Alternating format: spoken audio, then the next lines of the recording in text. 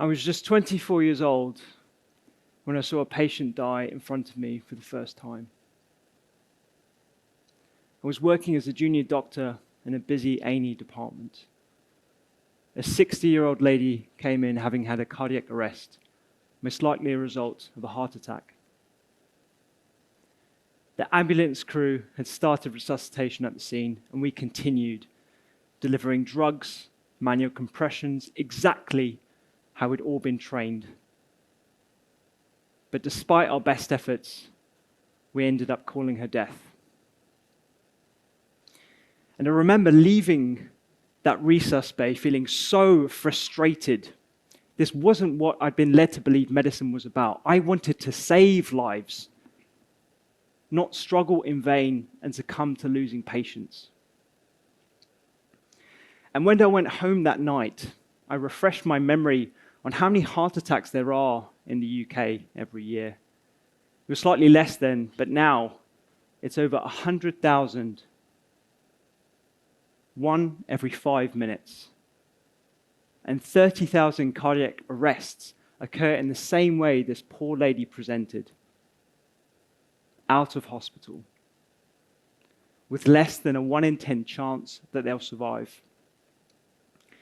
So the reality was, from the moment the ambulance crew brought her into the department, there wasn't much we could do. At that point, we were reacting to disease that had been untreated, undiagnosed, and started long ago.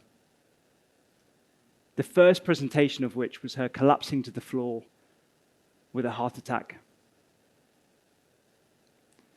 But today, I have 15 minutes to save your life. Or more specifically, I have 15 minutes to help prevent the deaths of roughly 50% of the adults in this audience today who will succumb to preventable lifestyle-related illnesses like heart disease, stroke, and complications of metabolic disease. Lifestyle-related illnesses that cause millions of deaths worldwide and in this country. My name is Rupi. I'm an NHS doctor, and the medicine I'm prescribing today is food. But as more people understand the power of our diets to help prevent, and in some cases treat, ill health, the logical question becomes, Doctor, what should I be eating? And if you've looked at the headlines or scrolled through social media, you will notice meat eaters fighting with vegans, paleo fighting with the Diabetes Association, a war of attrition between multiple sides, with the losers being the millions of people just trying to figure out how best to look after themselves. Today, I'm going to help you with a different approach, because it seems strange to me that you can have some people who decide to eat a plant-based diet and improve their heart disease markers, others who choose paleo and improve their bowel symptoms, while some swear by low carbohydrate and come off diabetes medications. If these diets are so wildly different, how can they achieve such similar and frankly remarkable outcomes? And the reason why is because a lot of the underlying principles are the same. Let's take a visual approach.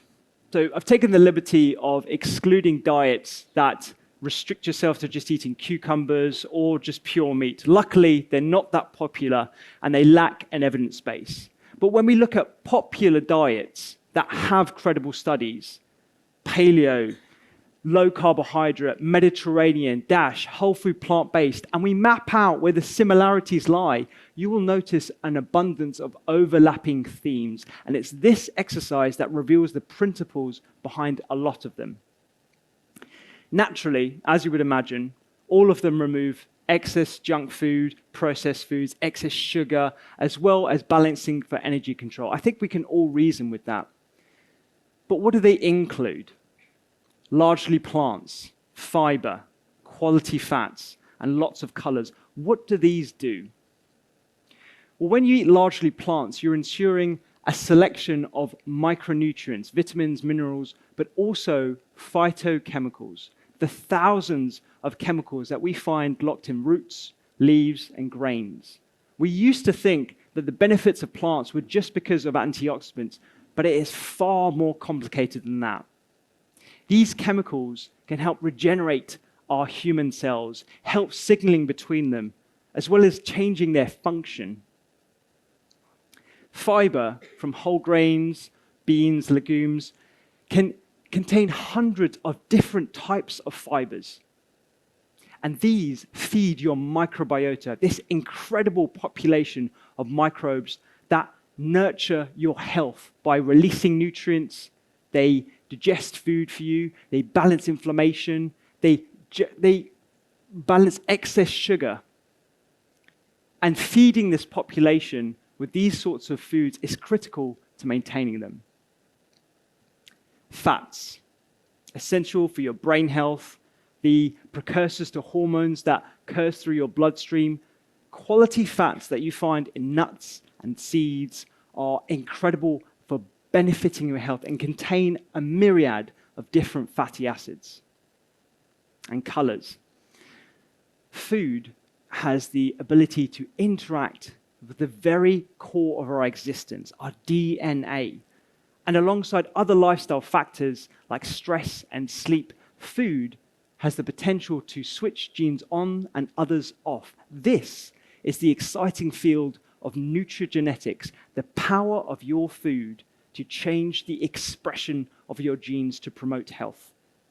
And we know for the majority of us, it is a diet that consists largely of plants and lots of colors. Many bodies, including the World Health Organization, recognize that eating a prudent diet consistent with these features lowers the risk of chronic kidney disease, autoimmune conditions, inflammatory bowel disease, cancer, depression, and many more beyond just obesity and disease. Your plate contains a wealth of information that interacts with your very inner ecosystem in the most powerful way. And the confusion that surrounds dietary conflict is actually creating an apathy toward motivation and behavior change. What we initially assume as conflicting dietary methods are actually adversarial and complementary in many ways. I want to make it clear here that food is not a panacea. It's not a cure-all or a replacement for the many drugs and services that I prescribe as an NHS doctor daily, but it is a huge component of well-being. And it's this conflict that is creating an issue. I would also love to stand here and explain to you what you should be eating and expect you to just do it. In the same way, I can prescribe a pill to a patient and ask them to take it 3 times a day. But it's not. I remember around 7 years ago when I started introducing diet into my consultations, I had a 45-year-old man come into my clinic. His blood work showed that he was on the verge of type 2 diabetes. And we had a conversation about how diet and lifestyle can prevent the progression to type 2. He wasn't keen on changing much about his diet that was full of convenience foods. But I said, look, let's just start slow. Let's just start with one meal. And he said, well, I have frosted Wheaties for breakfast. I don't really like that. Maybe that. I said, great. Do you like oats? He said, I don't mind porridge. Fantastic. Here's a recipe. Make some oats, put some sunflower seeds on it, add some frozen berries. They're very cheap. Try that for a couple of weeks. Come back and let me know how you get on. I wrote down the ingredients for him. He got up to leave, and I thought to myself, wow, Rupy, I think you've really changed this guy's life.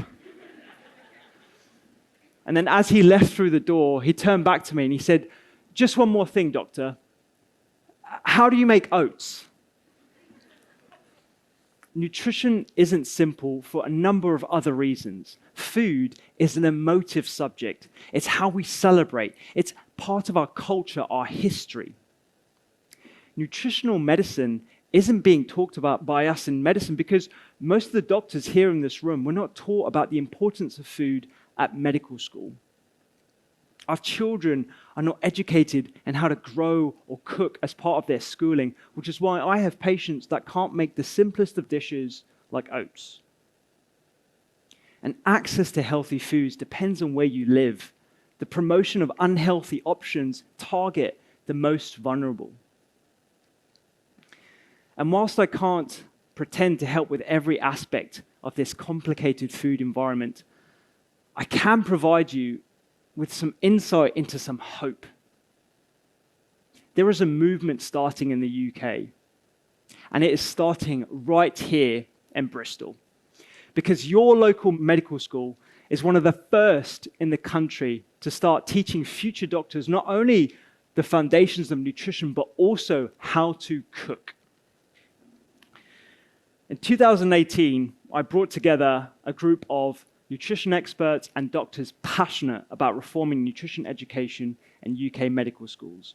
We ran the UK's first culinary medicine course, an intense 4 weeks of culinary activities with a professional chef, nutrition lectures with a registered dietitian, and teaching on how to apply this information within the constraints of an NHS clinic appointment by a GP.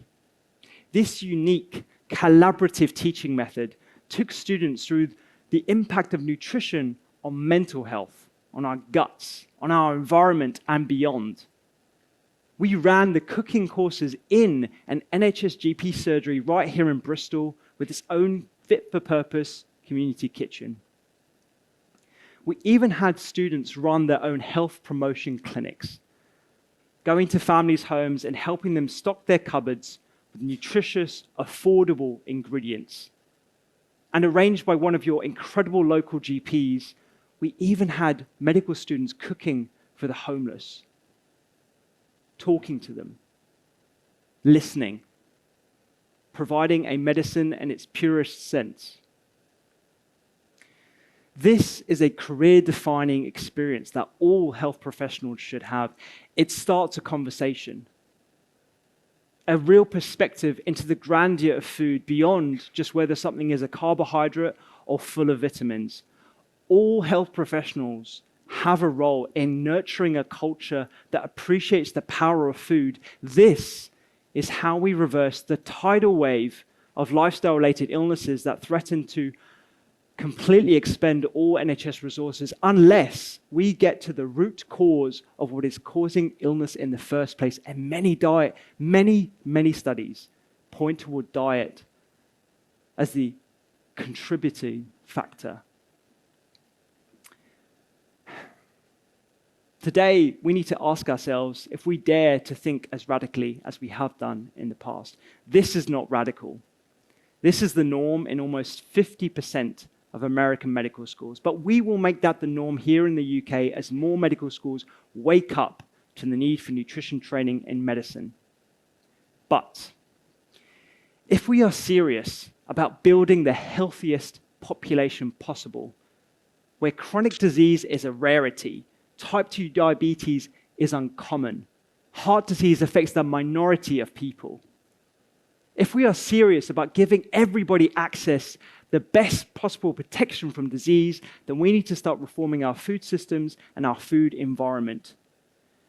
Making food as medicine not a cute or quirky concept, but the norm.